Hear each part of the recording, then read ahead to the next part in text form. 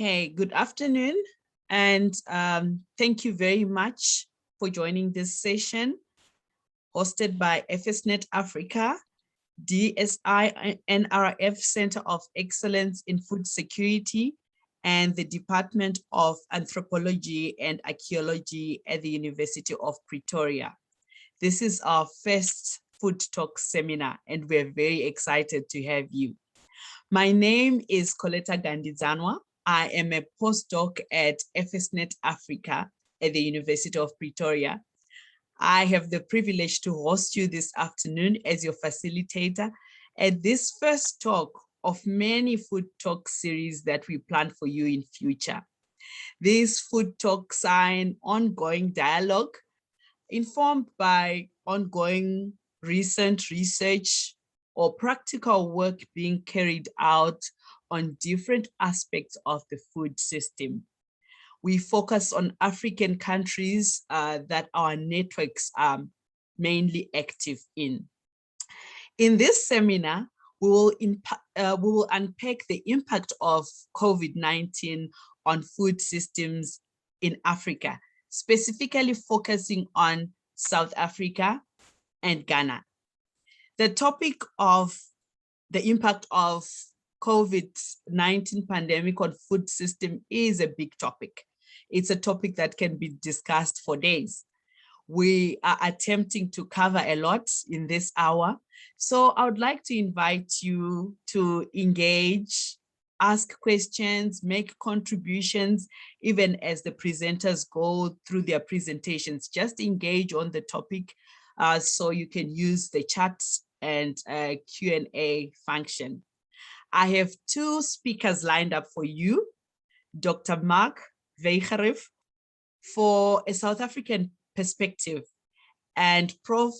Akosia Dakwa for a Ghanaian perspective. I will allow these two presenters to speak first, then I'll open up the floor for questions and comment.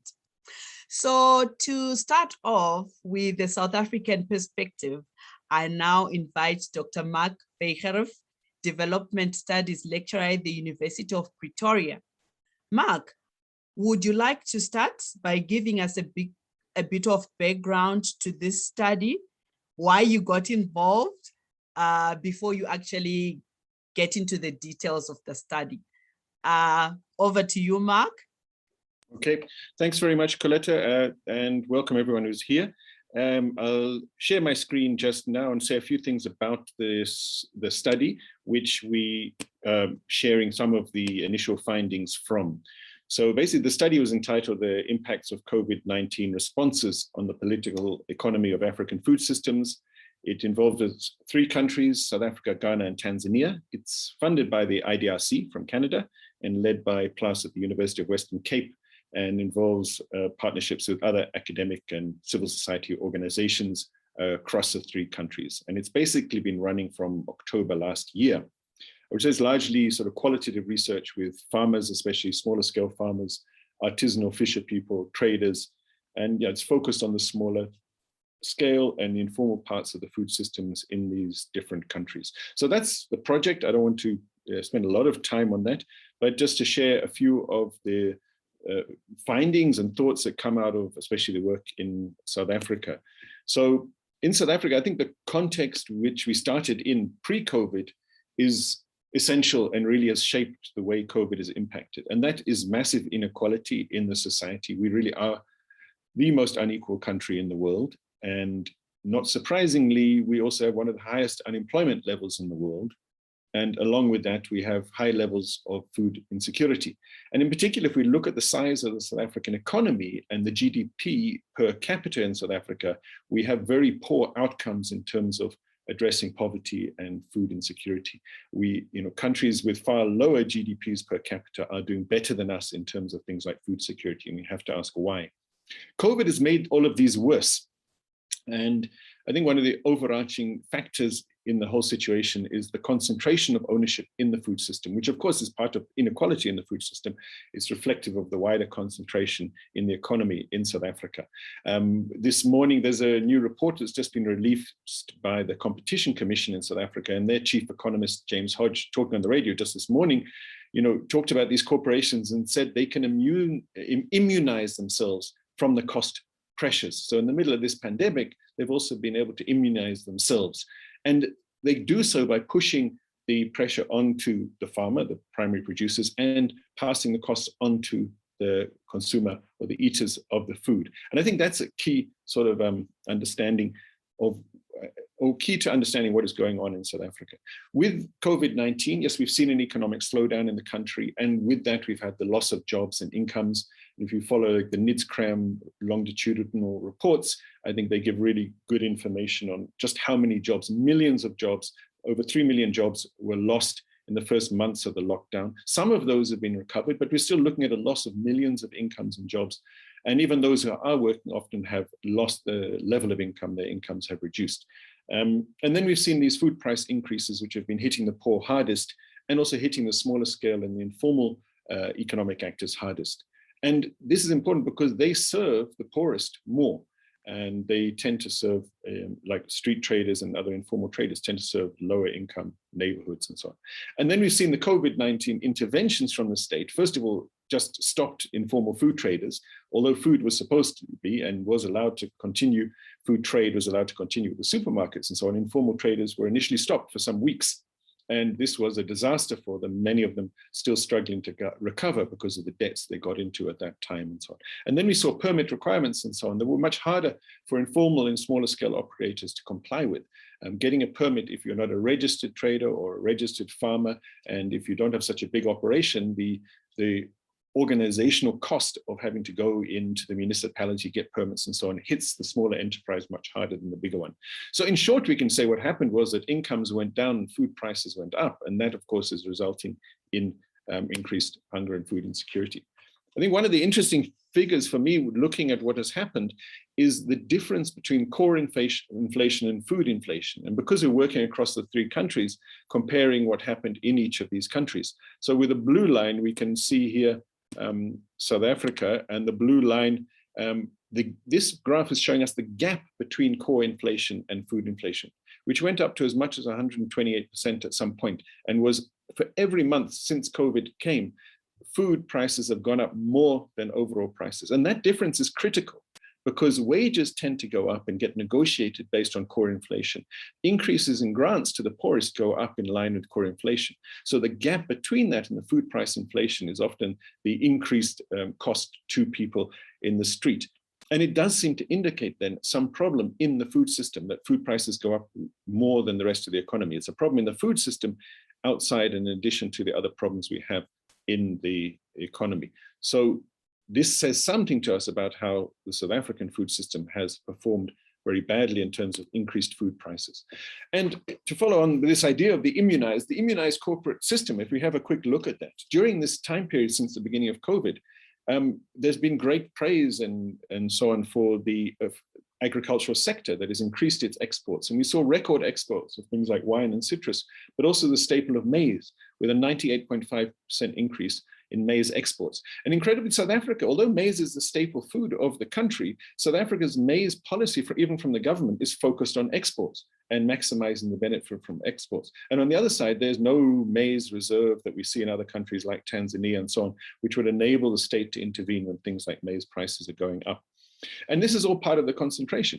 And there's really about 3 companies that control 3/4 or more of maize silos, maize trading, and also inputs to maize. There's only about 9,000 farmers that account for over 90% of all the marketed maize in South Africa.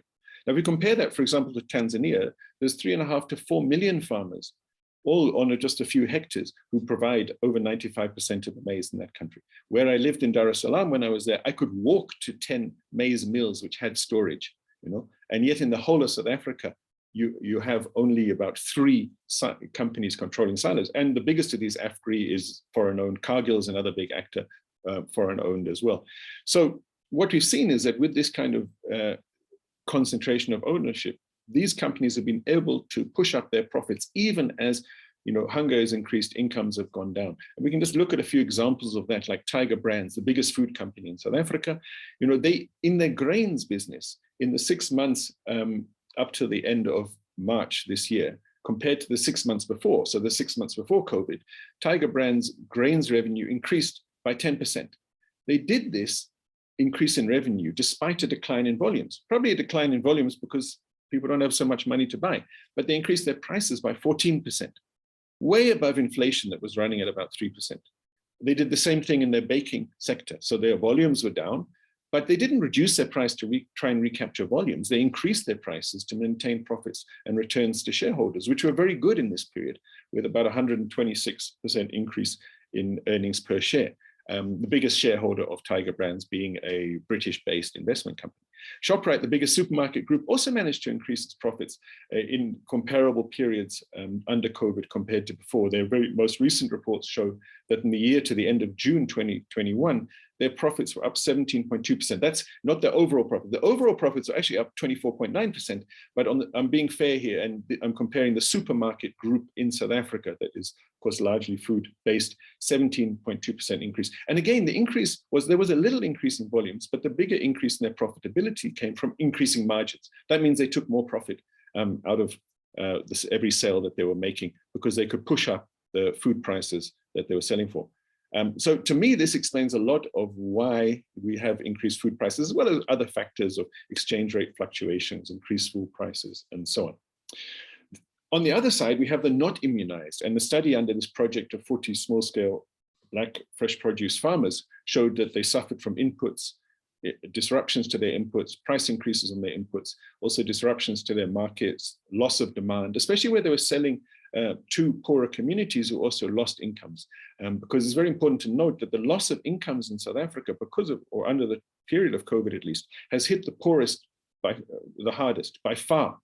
The top 25% of income earners in South Africa have hardly seen any change in their incomes at all, but the bottom 50% have seen a massive change in their incomes. So one of the interesting, or some of the interesting things to look at is that a number of these farmers, 7 of them shifted to more local markets, and they also diversified their crops. So in their responses, I think we can see a little bit of where we maybe need to go or what we need to learn from. And some of them reduced their dependence on purchased inputs that were very expensive.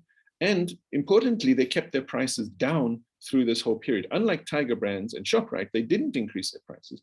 They kept their prices low because they know that their customers can't afford more. This is just a table of some of the sort of impacts that they experienced. I don't think I have time to go into that, but to note that a number of them, 9 of them didn't reduce the number of employees. 6 of them stopped production, at least temporarily. At the time of finalizing the study, 3 had not got back into production. 2 actually lost access to land. So while we saw this success of exports and so on for the biggest, some of the biggest farmers and the agricultural processors and maize traders and so on, we saw smaller scale black farmers losing out, which of course is going to add to the inequalities that exist within the agricultural sector. Also not immunized are the street traders. Yet they perform a very critical function in making food accessible to people where they live because of their location close to people and also because of their lower prices. The fact that they were stopped trading for initial weeks really was horrendous, and it showed that the government didn't really take seriously their contribution. But even after they were allowed to trade again, they faced ongoing harassment and so on. The picture here I took from the Johannesburg Metro Police Twitter page, where they were proudly talking about their law enforcement, and the pictures they posted were loading fresh produce from street traders in Joburg into the back of their bakkie. They were taking food off the streets, away from people who were making their livelihood, selling it away from people who were buying it in the streets. And many of these traders have, as I've mentioned, got into debt and still struggling to get out of debt. They also suffered reduced demand in poorer communities where people had lost income. But again, like the small black farmers, they kept their prices down. And one of the factors is that they know the people they're dealing with. They know how those people are suffering. There's also a notice from a municipality saying that they will confiscate all the goods from trolley traders, etc. So there's this criminalization of poverty, but not only criminalization of poverty, criminalization of people's efforts to lift themselves out of poverty, which I think is quite tragic in South Africa. Just to show also what's happening on this pricing, and I think these figures shocked me that the Johannesburg fresh produce market, which is the biggest fresh produce market in the country, we've looked at the average wholesale prices for 12 months, which you can see in this line here. The prices the farmer gets is that less the commission, out of which the farmer has to pay for transport and of course all their production and so on. And then the average retail prices are here, taken from the mainstream formal retailers. And you see a massive rand difference and percentage difference. So something like tomatoes, where the difference between the retail price we pay and the wholesale price, 159%. On the other side, we see the street trader keeps their prices lower and still makes a profit, but is making the food much more accessible. It was just noticeable to see in April, tomatoes spiked because of weather disruptions to production. So the wholesale price went up. The retailers maintained their margin of, in fact, even increased the rand difference in the margin, although the percentage went down. But the street trader kept the price, at least you can see they just about made a profit, or they sold for a slight loss. So they were much more responsive in terms of reducing their prices for their customers compared to the supermarket groups and so on. Sorry, I've gone slightly over time, Coletta. I'll wrap up just now. Just want to give this example of a black farmer selling, producing on about 8 hectares of land. He has to rent because despite being a productive black farmer, he can't get land. Employing workers, and he again didn't increase his prices because he said, I know my customers, street traders, I know their customers, they can't afford more.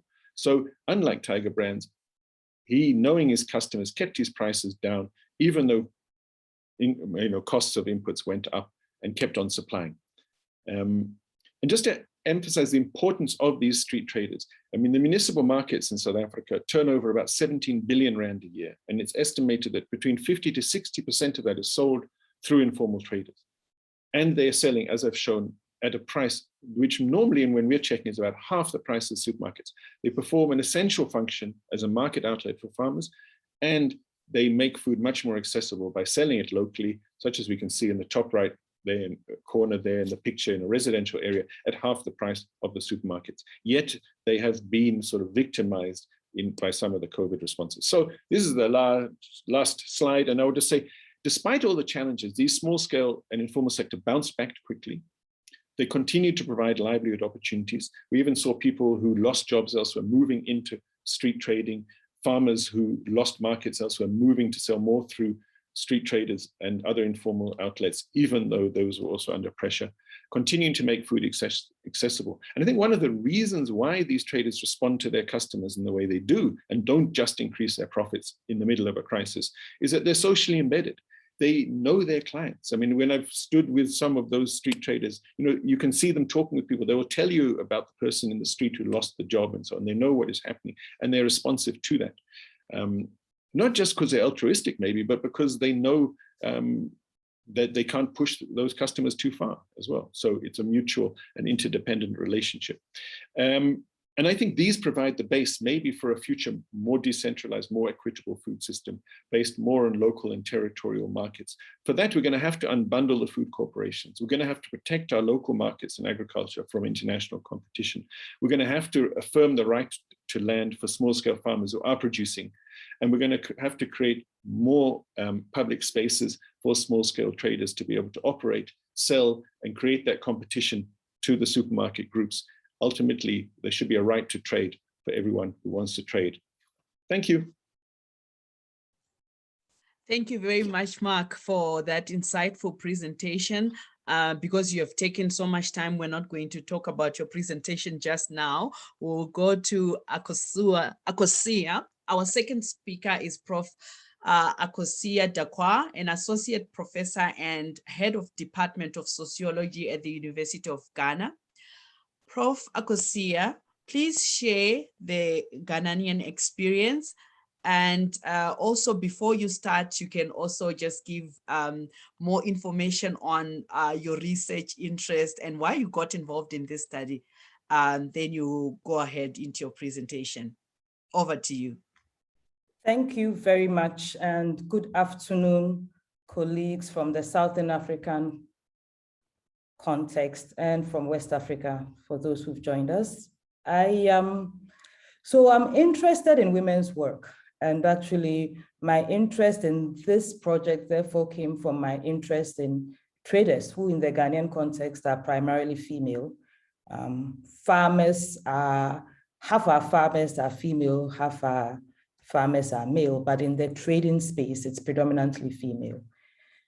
And so that's how I got interested in this. But for this project, I've extended my focus not just on the traders or farmers, but on the transporters who move the food from the farms to the markets. And I've also been interested in how it ends up on our plates in our homes. So for this presentation, I'm just going to walk you through what has COVID meant for farmers, transporters, traders, and consumers. Now, of course, it's brief, right? Because I have 12 minutes, but I hope it gives you enough of a taste of what our experience has been in Ghana. So just a quick background to the Ghanaian context. These statistics come from the Ghana Health Service as of 3rd September, which was the most recent they had. Our cases are not that much compared to the rest of the world, and we can debate whether these are accurate or not, but here's what I had online. In terms of our containment measures, our first case of COVID was discovered on March 12th, 2020, and we had a 3-week lockdown from the end of March till 20th April, thereabouts. This lockdown was limited to the capital city, which is in the south, and then Kumasi, which is our second largest city. But the thing to note is that although there was forced immobility in only 2 parts of the country, the rest of the population went into their own variations of lockdown. So while we no longer have a lockdown and haven't had a lockdown for over a year, people's lives have changed dramatically. There's far less activity than was the case before. We had border closures of both air and land ports. The airports were opened in September. Our land borders are still not open. There's clearly a class issue there.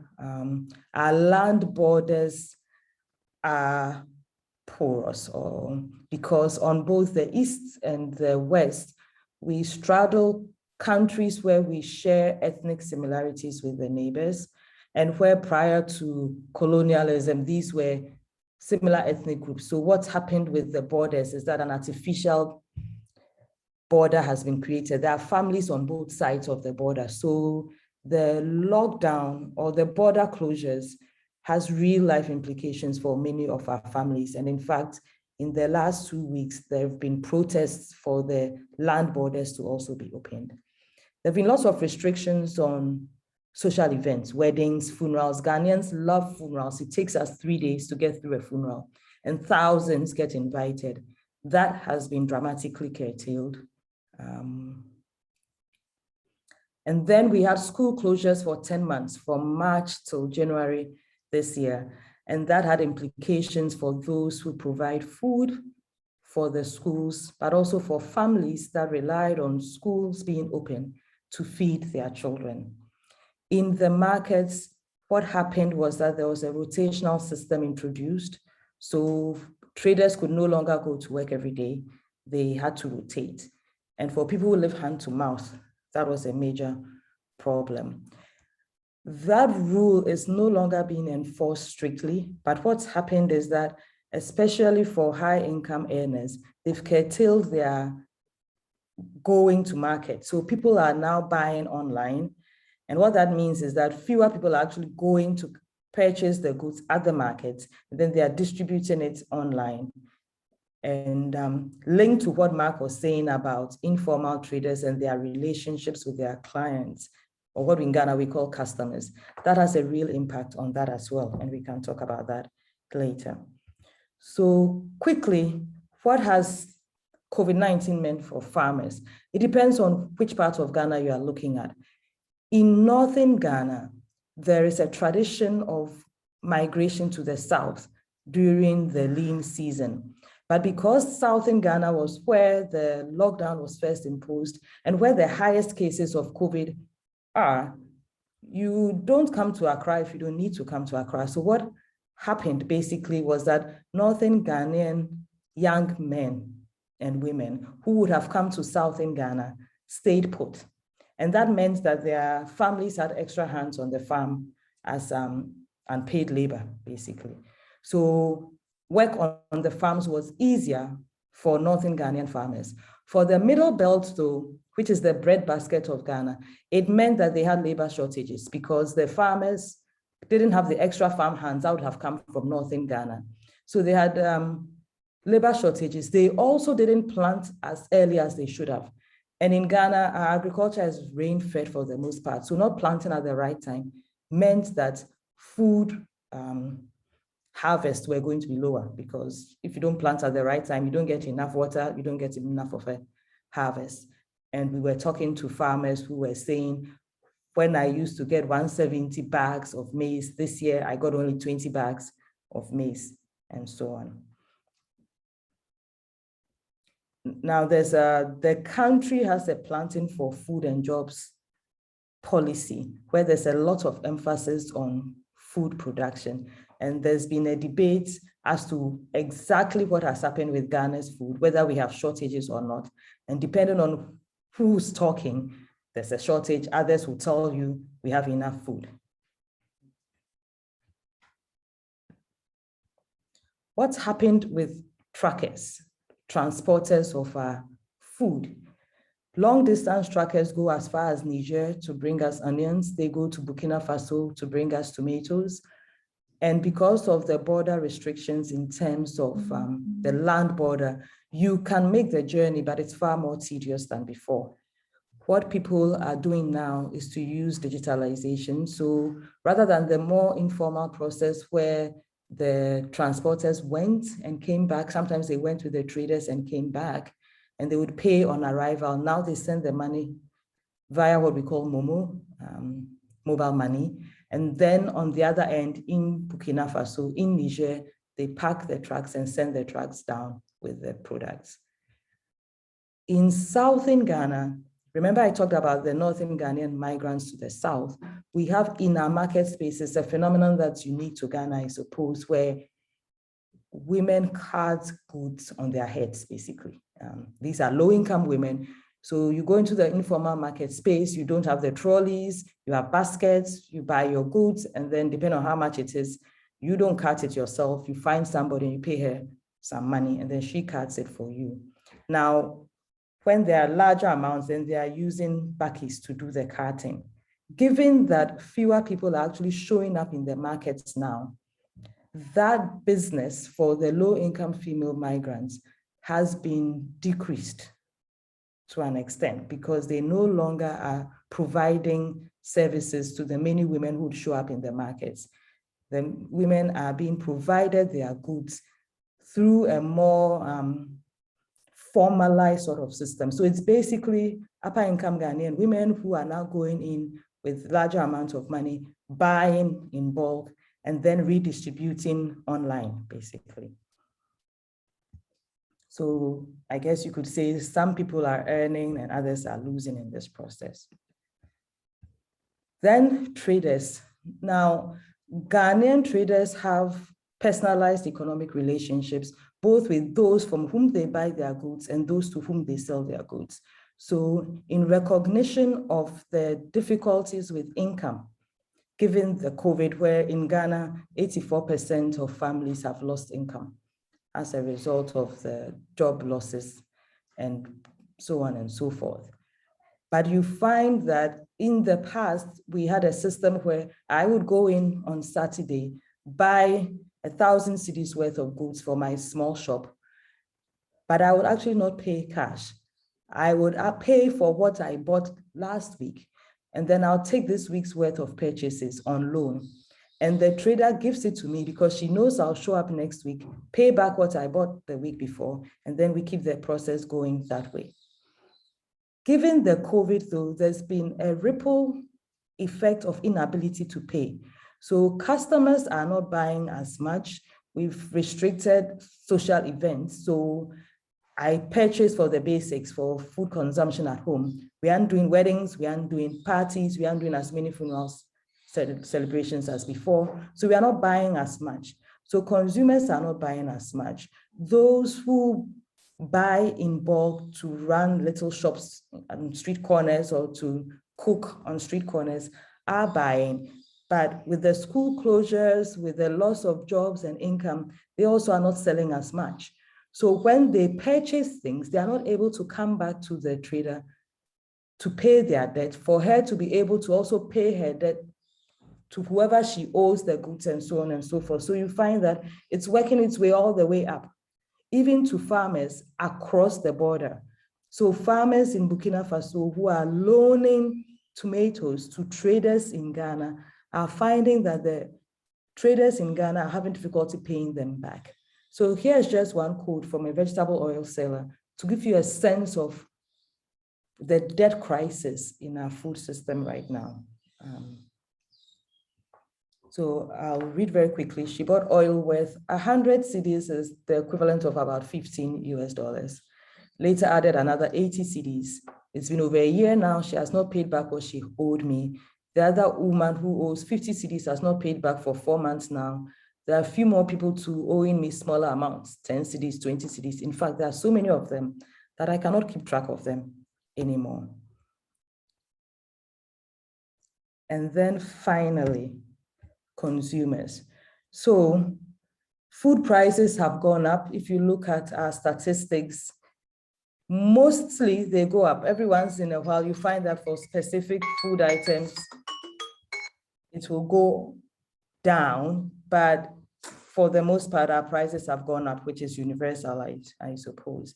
And it's had an impact on what's happening in the domestic sphere. So the quantity of meals that families are having daily has changed. People have gone from 3 meals a day to 2 meals a day.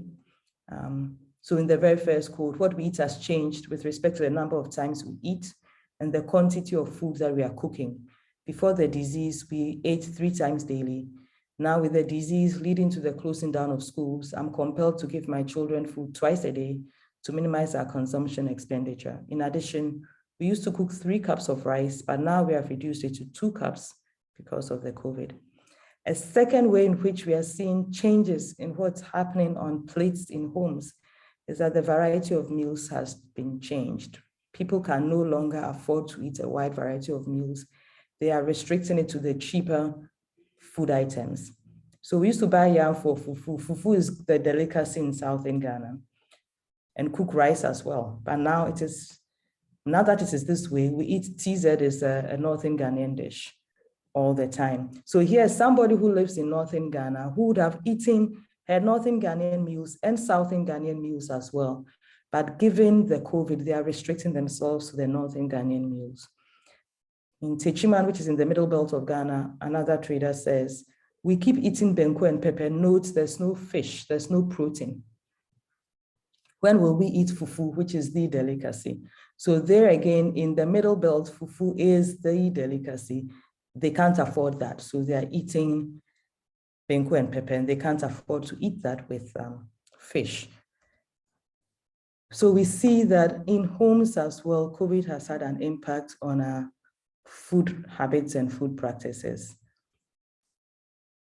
I am having difficulty concluding, except to say, you can tell that in the Ghanaian context, and I'm quite sure a similar story in different variations exists across the continent.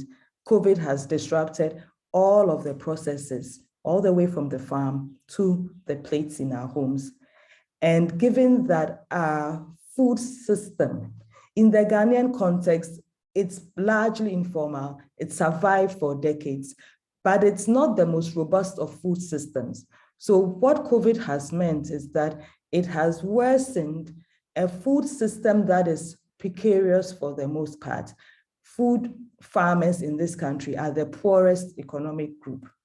So they feed us, but they are the ones who are paid the least amounts of money. And given the disruptions in our food system because of COVID, they are the ones who are going to be hit hardest. But the impact of COVID reverberates throughout the system, and it's felt at homes, even by the 6-year-old who is no longer able to enjoy the wide variety of meals that they did before. They may not fully understand what COVID is, but they also are feeling the impact of COVID. Thank you very much.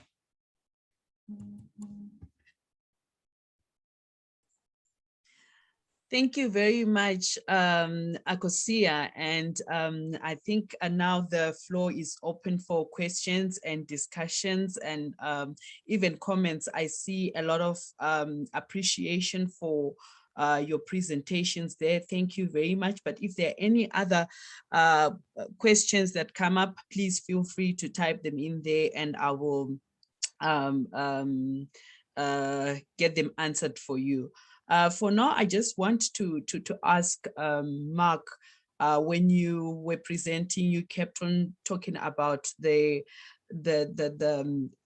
farmers and the traders not increasing their prices because they know their consumer. I don't buy that. I think they're in this for business. Did you really ask that question? What's happening there? Is that the reason why they don't increase their price? We see it is clear from what you have presented that the big guys, ShopRite, Tiger Brands, those were the winners in this whole thing. And our small farmer, our small trader is a loser because then they don't increase the price. But is that the reason why they don't increase the price? Mark, if you could just help me there. Yes, it is. And we did ask them. And we can say, I've sat there with street traders and I've said, you know, but why don't you increase the price? And they know the prices in the supermarkets. And there were, some have even told me, yeah, and proudly some of them that, look, my prices are lower. And you say, well, why? You know, like you could increase a little bit. And they say, but our customers can't afford it. Now, but I was trying to make the point, and I'll emphasize it here. It doesn't mean they're altruistic. It doesn't necessarily mean this is from the goodness of the heart, but they are responsive to the reality. So they also know if I increase my price, I'm going to lose customers. Yes. So when they say, I know my customer can't afford it, I mean, there's different ways of reading it. They may have empathy for that customer, but it can also be that they understand that they will lose that customer if they increase the price. So I'm not necessarily arguing that they're just somehow caring or something, but they're more responsive, they're more in touch. The owner of the business is sitting in the street. They interact directly with the customer, you know, and like, you know, I've sat with people, and as I said, they do know the customer. Like they will say, especially in the residential areas, then they know the people in the street. They live in the street. So sometimes it's the neighbor, and they will know, no, yeah, in that family down there, the man lost his job. He was retrenched from the job he had. They'll even know where he works. Oh, this one had a small business there. She's gone out of business. So I do think that that also builds a certain empathy, as well as the realization of the interdependence between them. And you compare that with the shareholders of Tiger Brands. As I said, the largest one is an investment company based in the UK. They have no knowledge or interest in, particularly in South Africa, let alone, you know, Madlamini, who lives 3 houses down the road. They are responding, you know, as a corporation, a capitalist enterprise, to maximize return on investment for shareholders. That's what they're doing. I'm not saying they're evil either because of that, but that's what they're doing. They're removed from that social reality and the environment, and they act narrowly in that interest. It then becomes up to the state, I would argue, to intervene and regulate that, because, I mean, the state manages to stop somebody selling vegetables from a trolley in the street, but they can't stop Tiger Brands increasing its grain prices by 14% and cereal prices by 14% in the middle of a crisis.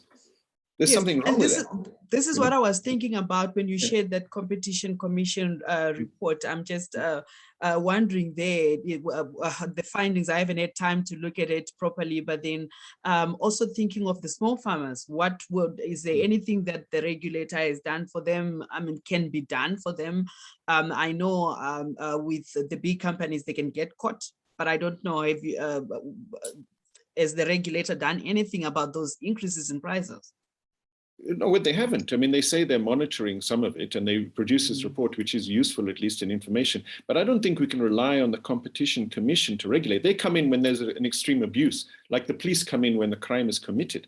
But you need an ongoing regulation of the markets to ensure that they are, and to ensure the food system as a whole is fulfilling its function of making food accessible to people, to, you know, achieve food security, is fulfilling its function of creating livelihoods. And that involves, you know, an ongoing regulation, which I don't think we can lean only on the Competition Commission for. And in relation to that, I also just, I mean, I want to pick up on what Akosua said about the farmers in Ghana producing our food, but also having the lowest income. And the same thing happens in South Africa with farm workers. You know, farm workers and their families are the sector of our society who have the highest levels of malnutrition and food insecurity, yet they produce the food. So there's something in the agricultural sector that pushes this pressure onto primary producers, whether they're small farmers or they're the workers on a big farm. And that is partly why we need to regulate this sector. And we can go into the dynamics of it, but there are all sorts of reasons why it's the farmer, and the farm worker even more so, is in a poor negotiating position. And that's why we have to have some level of regulation. There's no such thing as an absolute free market. There's choices about the way in which we regulate for what benefit, for whose benefit. Thanks, Mark. And I see Ruth Hall agrees with you in the chat. She says, agreed about the limitations of the Competition Commission. This is not merely about uncompetitive behavior like collusion or cartels. It's about the structure of the food system itself. Thank you very much, Ruth, for that comment. There is another question to Mark. How much did traders lose to wastage, produce rotting, etc., because people were not buying as much? Was there any difference between pre-COVID and during COVID? Mark, I don't know if you went into that post-harvest. The first loss in South Africa was because they were simply stopped overnight from trading. So, and that was for at least 2 weeks initially before regulations were amended to allow food traders to go back. So if you think fresh produce traders, I mean, basically they lost all the stock they had at that point. There's very little fresh produce that was still available after that. And then because, these are generally people who who live off their daily income. They will have the 300 Rand they buy stock, this is at the smaller scale. Some are spending thousands a day, but at a smaller scale, you might have a woman spending 300 Rands on stock in the morning, selling that for 450, 500 Rands. She feeds her family. She goes back and buys 300 Rand the next day. Now, without that daily income, they had to, not only did a lot of the stock just rot and get lost, in that way, but also they had to eat into any capital they had just to survive, feed their families and so on during those few weeks. So that was quite devastating. And when these are businesses that don't have reserve funds and backups and investors behind them. And many we've spoken to are still recovering from that loss, because without large amounts of capital, then even starting again, they've kind of started sometimes with smaller stock.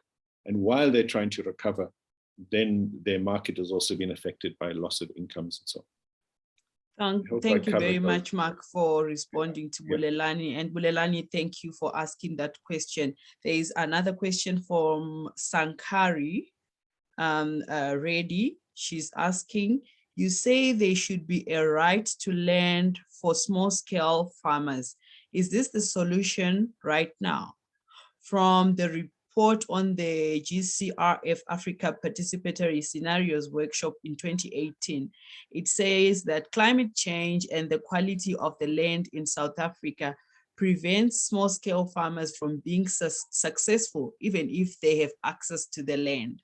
The quality of the land in South Africa requires huge water resources and technological intervention due to the fact that it is so arid. Only 12% available for arable farming and 3% is truly fertile. Mark, I think that one is for you. Yes, what I can say, it is part of the solution. It's not the solution on its own. Obviously, you can't produce just because you have land alone. So it's only one of the solutions. I didn't have much time for the presentation. And I mean, one of the problems that I think I have highlighted in the presentation is market access. And certainly farmers who might have land, might be able to produce, have the skills and so on. If they don't have markets that work well for them, they're still not going to be able to survive and make money. But what I'm talking about is a situation in South Africa where you have Black farmers who are producing, who are selling, and still can't get land. Now that's, to me, kind of crazy, given the land situation history in South Africa today. And of those 40 farmers that we were in that study, 23 were relying on communal land, which has varying degrees of security.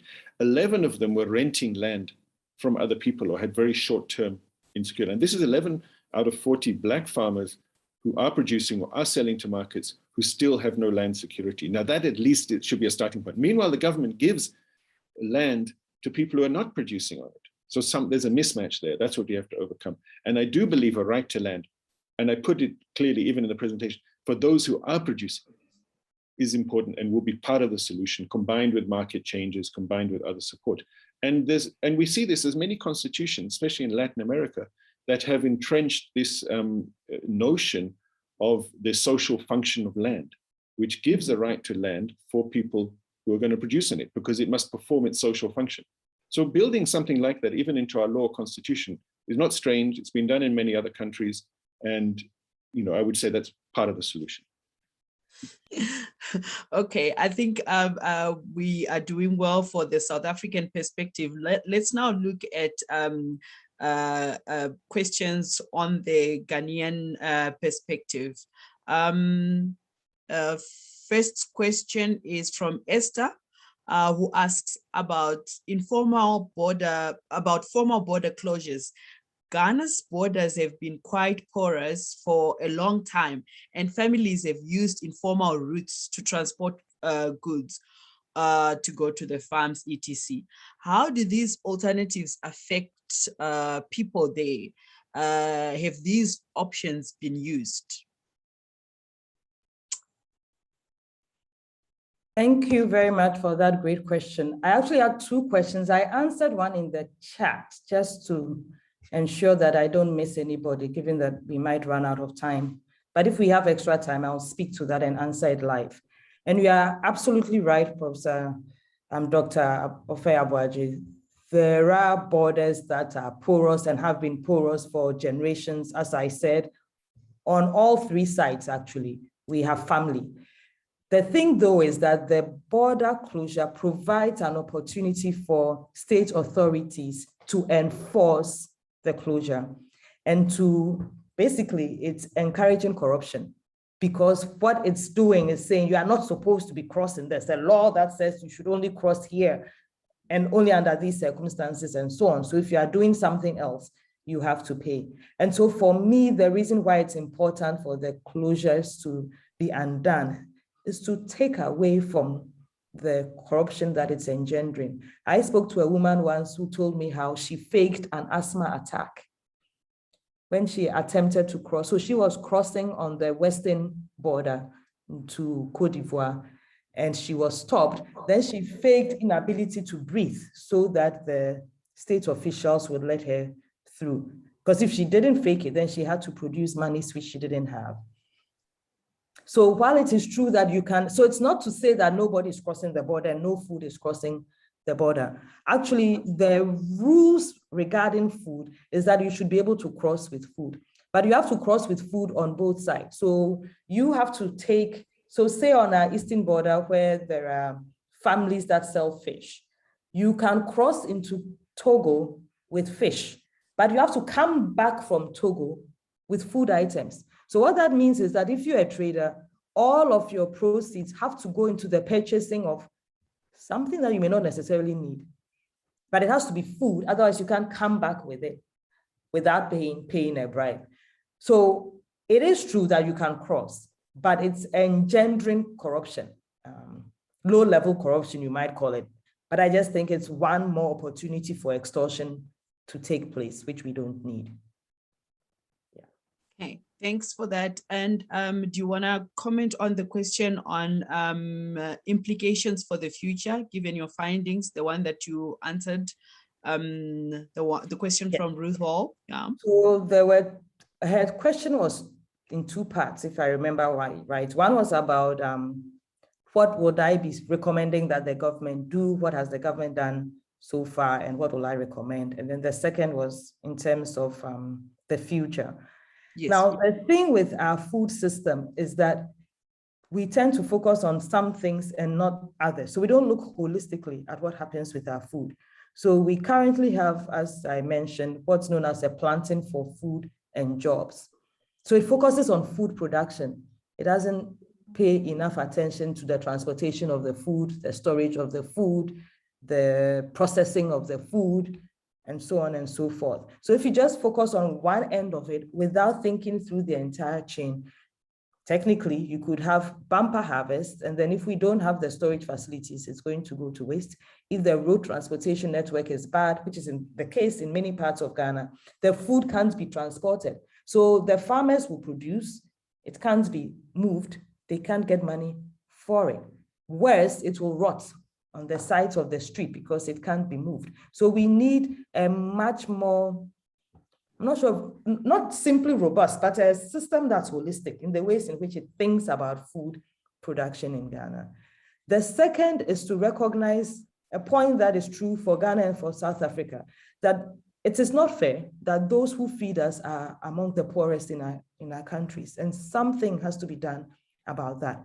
Often when we think in terms of business support, so in the Ghanaian case, there has been business support from the state, but their definition of business doesn't cover the farmer, the trader, the small-scale transporter.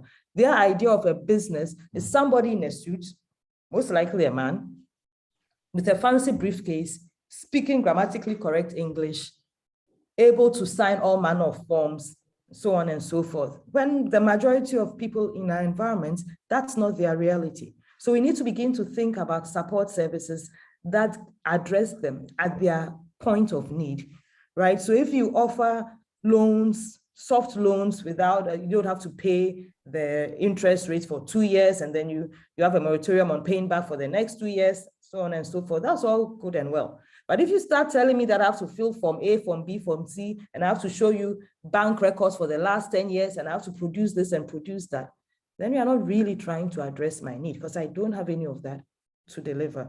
So we find that the government did have a COVID recovery program, a business support scheme for businesses, but the ways in which the rules were laid out basically disqualified the majority of the food access in our system.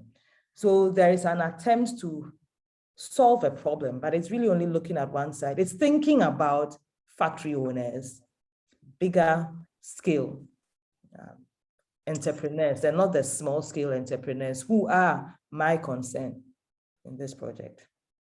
Thanks, Akosia. I just wanted to confirm with you again, you said for the gender perspective, you didn't quite focus on that. I was going to check if there are any gender dynamics coming out of this study. Well, as I said, in a Ghanaian context, the traders are primarily female. I mean, if you go to a market in Ghana, you are not likely to see a man selling. There are very few exceptions. So onions, for example, might be sold by men, but you find them on the outskirts of the markets and not in the markets. And there's a long history to that and explanation for that.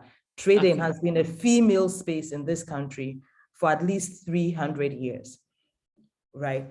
And so when we talk about, especially the business support schemes that don't target traders, then there's a clear gender dimension there, which the state is not. It's not that they are oblivious, right? But the ways in which they go about developing their policies, just, there's no attention to gender. They don't pay attention to gender. They don't think about who will this impact and who will it not impact. It sounds great on the face of it, but when you start to take a close look at what does this mean, you realize that instantly the traders are cut off. I've done lots of work where I've always thought, I mean, the traders think of themselves as business folk.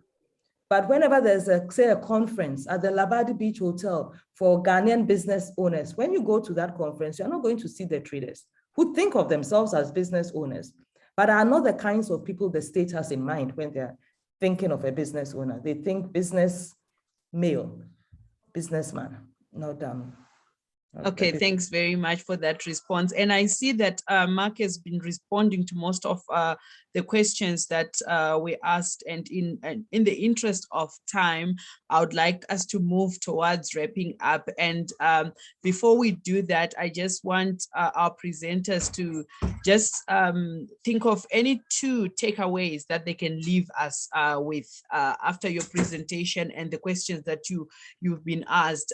In wrapping up, what 2 things that you can give us to take away from your presentations and the talk we've had today? So can I start with you, Mark? Is there any question that you would like to respond to before you give us your 2 takeaways in wrapping up? Let me respond to the second part of the question from Nicola on the efforts to assist with food scarcity and so on. And I think first, we have to acknowledge there are a lot of government programs on this. And in fact, the biggest intervention in terms of addressing food insecurity in South Africa has been the grant system, and the 15 million people on grants even before COVID, the child grants and so on. That I think has been the biggest intervention that has reduced levels of extreme hunger in the country, because at least you get something. You don't get a decent life at all, and you don't get enough to buy a healthy diet, but you get something.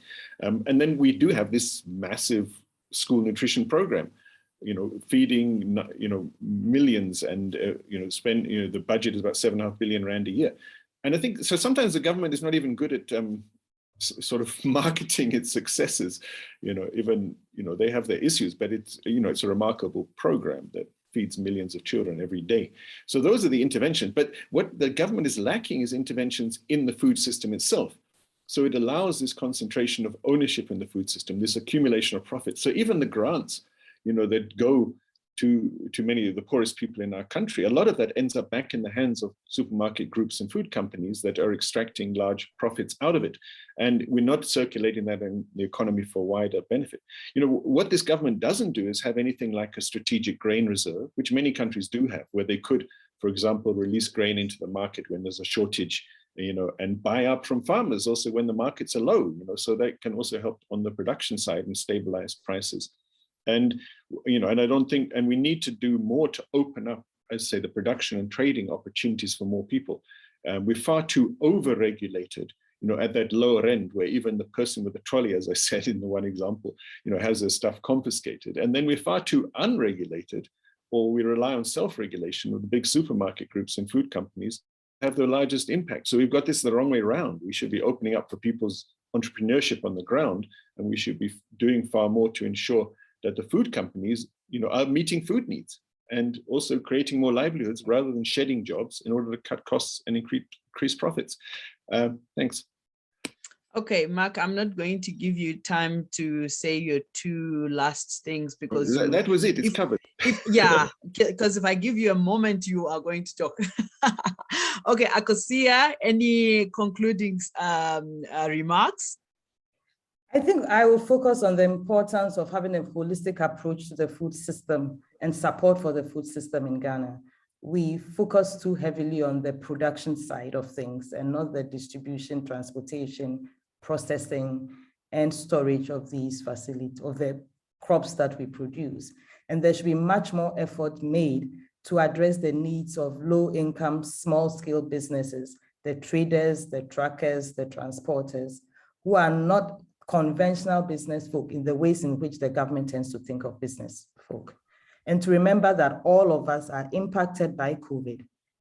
It's not just those in the food system in terms of the farmers, the transporters, and the traders, but that we as consumers are also affected as well. So when it is fixed, we all do benefit. Thanks. Okay, thank you very much. I think we've come to the end of our session. I just want to thank you, Mark and Akosia, for such insightful presentations and for the talk we have had. I think the audience that we have had today was very engaging, and we just want to thank you very much for participating and for asking questions and sharing your views. The food talks will have another series of talks that are coming, and please look out for our communication on our websites and our social media platforms. We will be back very soon and keep talking about food. Thank you very much and have a good afternoon. Goodbye. Thanks, Coletta. Thanks everyone for joining. And the recording will be up soon, won't it, Coletta? Yes, it will be. We'll put it up on our website. Thanks for reminding me, Mark. I forgot. I almost forgot, and most people have left, but we will put it up. And should we share the slides? Yes, please. Thank you. Okay. Thanks, everyone. I'll end here. All right, bye, everybody.